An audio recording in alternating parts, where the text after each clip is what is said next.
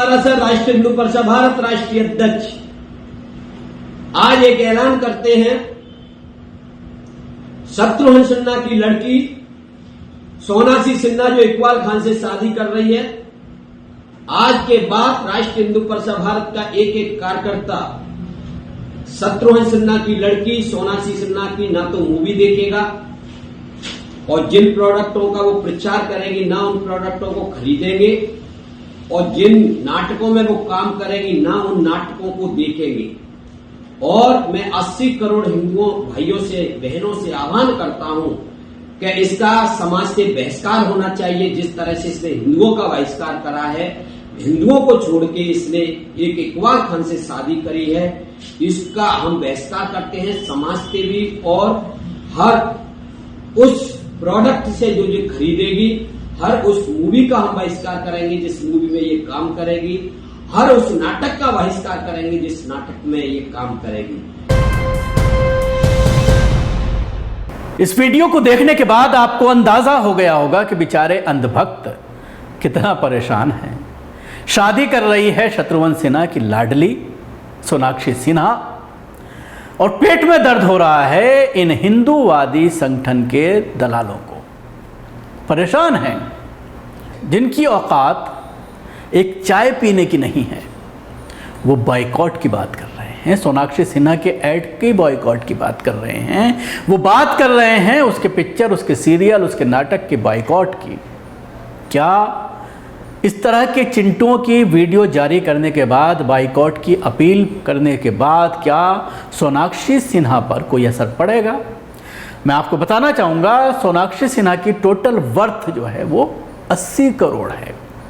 और ये जो बैठ कर के भाषण दे रहा है हिंदूवादी नेता, इसकी टोटल वर्थ 8 लाख भी नहीं होगी। इसके अलावा इसका जो जिससे वो शादी कर रही हैं सोनाक्षी सिन्हा इकबाल से, तो जाहिर सी बात है वो भी अपने आप में एक हैसियत रखता है, उसकी भी वर्थ ज़बरदस्त है। मंथली इनकम भी अगर दोनों की जोड़ी जाए वो भी ज़बरदस्त है। तो ऐसे में सवाल ये खड़ा होता है कि इस तरह की अपील कितनी जायज़ हैं, कितनी वाजिब हैं। क्योंकि एक तरफ जहाँ ये आरोप लगाया जाता है बार बार मुसलमानों के ऊपर, और जो महज एक आरोप है लव जिहाद का, उसको लेकर के कई राज्यों में कानून भी बनाए गए हैं, लेकिन अब लगातार सोशल मीडिया पर हज़ारों वीडियो ऐसी सामने आ रही हैं। अभी मध्य प्रदेश का ही कई लड़कियों के वीडियो सामने आ रहे हैं, उसके अलावा साउथ के कई राज्यों के वीडियो सामने आ रहे हैं, बेंगलोर के सामने आ रहे हैं, जिसमें लोग अपील कर रहे हैं कि इनके घर वालों को, इन मुस्लिम लड़कियों के घर वालों को तलाश करो।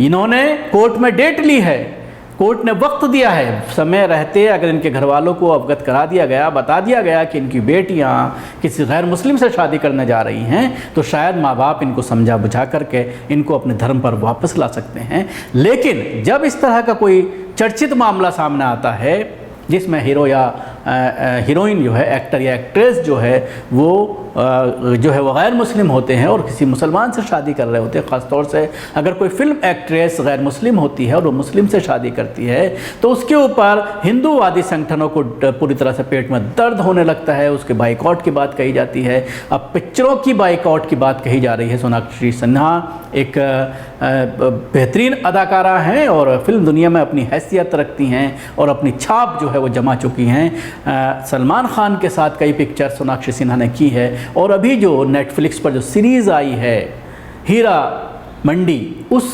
सीरीज़ को भी ज़बरदस्त लोगों ने पसंद किया है। हालांकि उस सीरीज़ के लिए बहुत ही ज़्यादा बड़ा अमाउंट इनको नहीं मिला है, 2 करोड़ रुपए में ये सीरीज़ साइन की गई थी सोनाक्षी सिन्हा के ज़रिए, और सबसे ज़्यादा पैसा पाने वाली इस सीरीज़ में सोनाक्षी सिन्हा ही हैं। मनीषा कोइराला भी इसमें अपनी भूमिका निभा रही हैं, मेन लीड में है, लेकिन उनको भी सोनाक्षी सिन्हा से कम पेमेंट दी गई है।